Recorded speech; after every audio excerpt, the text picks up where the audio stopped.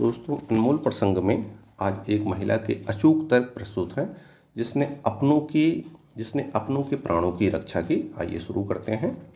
एक बार चोरी के अपराध में 3 अभियुक्तों को कौशल नरेश सजा देने ही वाले थे कि एक स्त्री वस्त्र चाहिए कहती हुई राजदरबार में आ पहुंची। नरेश ने आज्ञा दी, इस स्त्री को चादर दी जाए।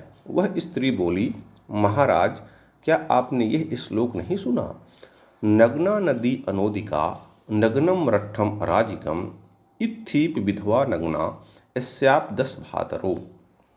अर्थात बिना पानी के नदी नग्न होती है, बिना राजा के राष्ट्र नग्न होता है, विधवा स्त्री नग्न होती है, चाहे उसके 10 भाई ही क्यों न हो। राजा ने कहा, इन तीनों में से कोई तेरा क्या लगता है?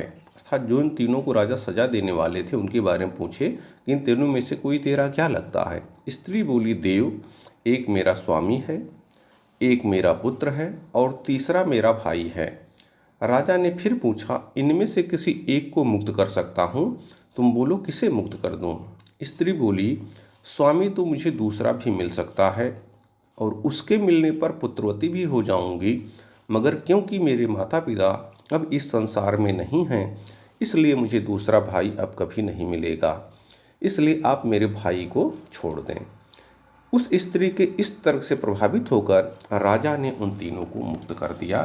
इस प्रकार से हम अपने सूझबूझ से, अपने तर्कों से अपने जीवन को आसान बना सकते हैं और अपनों की रक्षा कर सकते हैं।